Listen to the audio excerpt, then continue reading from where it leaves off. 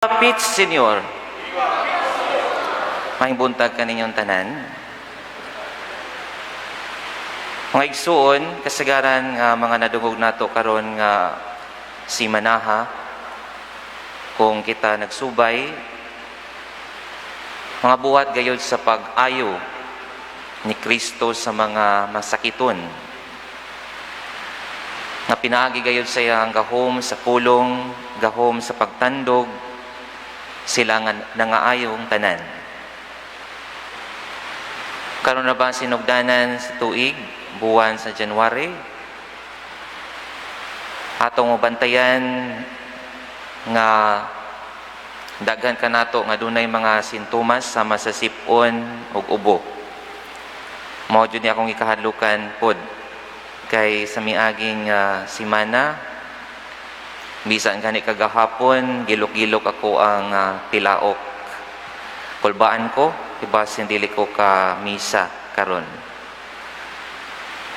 Salamat na lang kay yatagan ko og maayo nga pagmata ni Santo Niño nga medyo limpyo o clear na akong throat. I don't know, this is a sign siguro nga okay na gyud. Kay lain po kay nga magmisa ko diri nga mag-ubo. Basin daghan nga makaingon positive ko. Mga igsuon, karon nga nobinaryo, nagpadayon kita sa pagpamalandong sa kaimportante sa pagpakita sa atong pagtuo ni Santo Niño tungod sa daghang kaayuhan nga iyang gihatag kanato. Inubanan sa ato ang tema nga siya ang tinubdan sa komunyon, kinabuhi sa misyon. Kay mao lagi na mga igsuon, kung natay pagtuo, mas makakita kita sa mga kahibulungang butang nga nahitabo sa tong kinabuhi, buhat kini ni Santo Niño. O pinaagi usab sa atong pagtuo kaniya, dili gyud ta makalimot sa mga kaayuhan nga gibuhat sa Dios.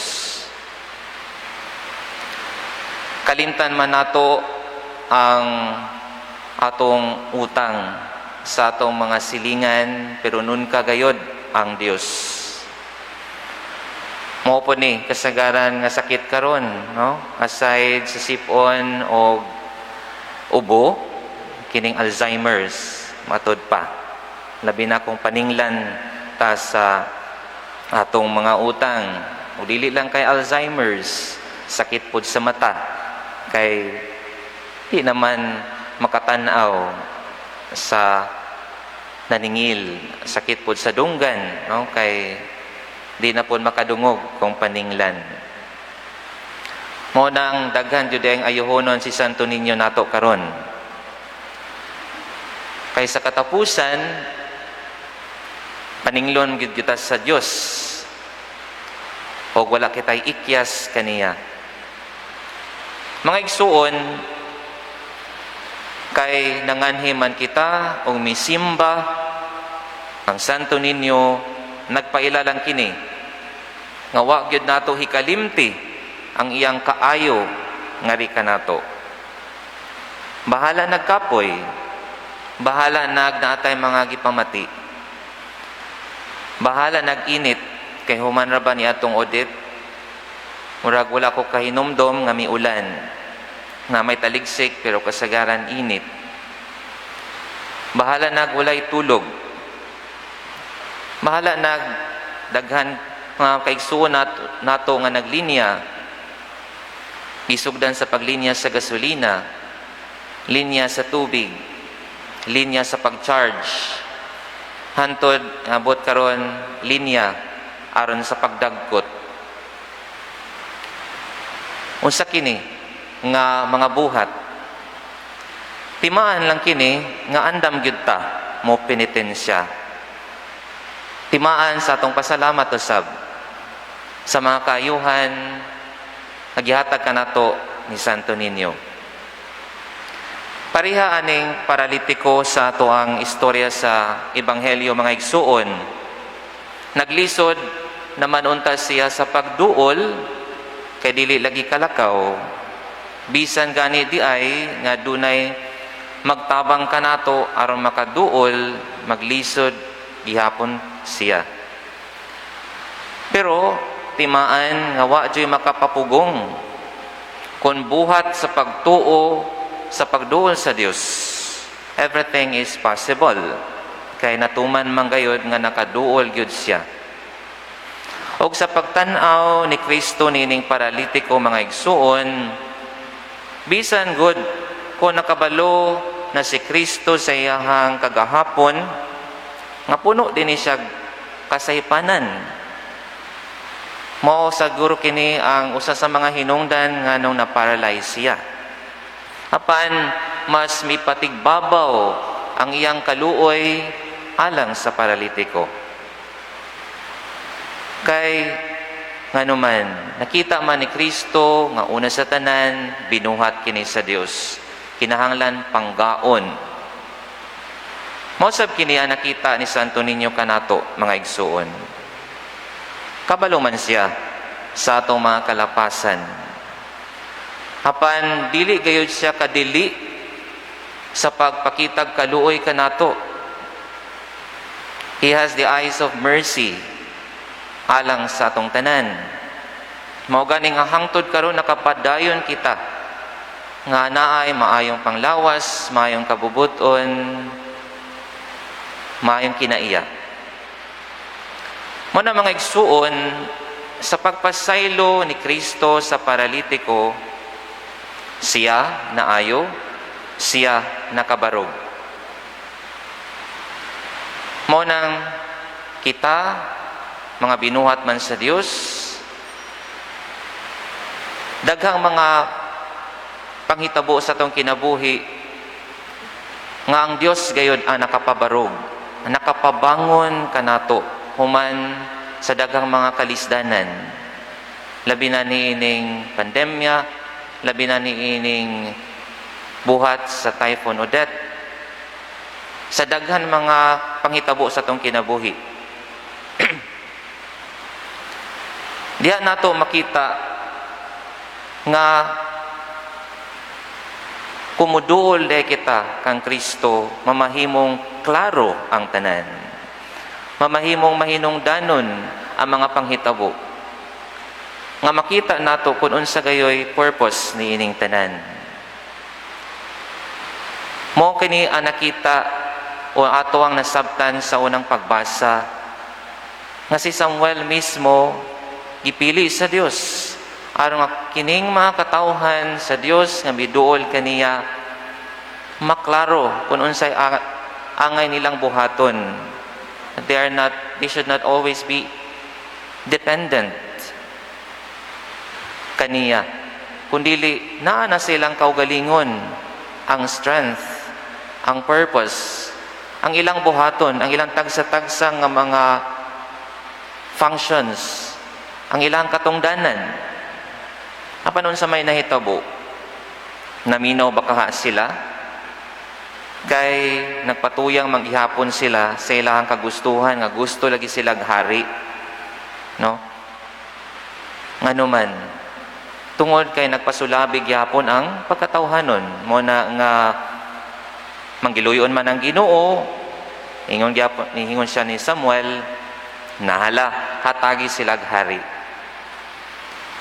Mo na mga igsuon sa atong kaugalingon, makalimot kita sa ato ang pagkatao, sa atong pagkahinigugma sa Dios, sa ato ang mga kalig-on tungod lagi nining mga daghang mga kalisdanan.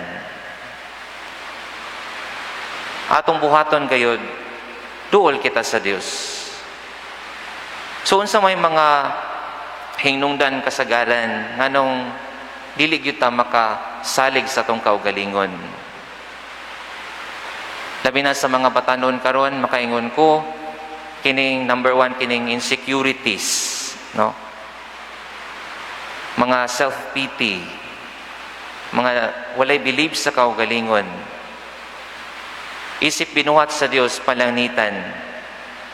Makaingon ang usa ka batanon sa atubangan sa samin, binuhat manong takaw sa Dios, pero ngano man ngayon ani ako ang dagway, ngano man ngayon ani ako ang itsura, nganong itumon man ko, nganong mubo man kog ilong, nganong upaw man ko, daghan nga mga negative nga sayran makita sa kaugalingon. Moingon dayon nga may paning-uban, wa joy gasto kay gwapo naman o gwapa na daan. Bitaw pod mga igsuon, gasto gyud ning api kitag nawong, no?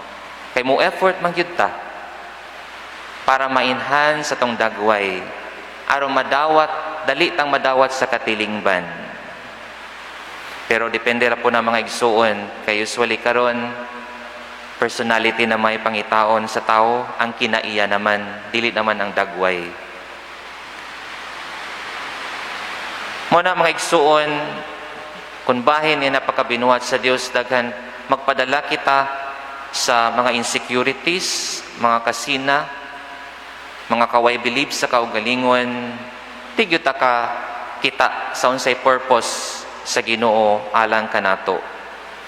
Di gyud ta makaundang sa paggasto, walay satisfaction. Mo nang the cheapest way out of this is acceptance. Usahay ang atong mga past hurts, past unresolved issues, past anger and insecurities, mao gyud ni makaparalyze kanato aron sa pag-move on and find healing.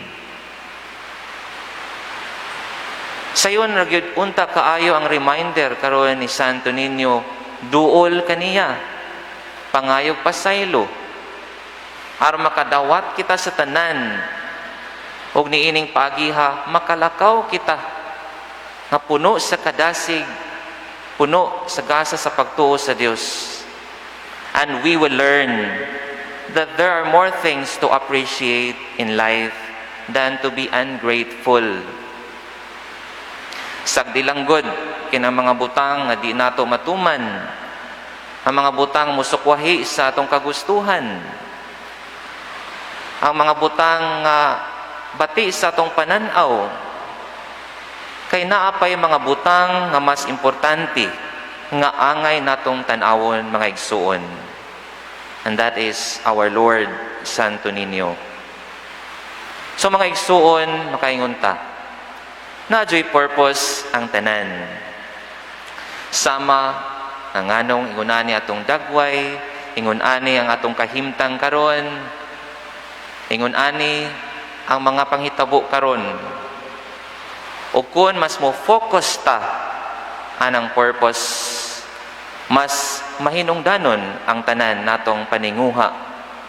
Dali ra kitang makabangon o makabuhat og kalahian, labi na ni atong mga mas nanginahanglan, labi na ni atong giserbisyuhan. Manang magsuon, tigyo nato kalimtan una sa tanan ang kaayo ni Santo Niño. Kaya siya ang naghatag ka natong kahulugan ining kinabuhi nga debotos ni Señor Santo Niño. Amen.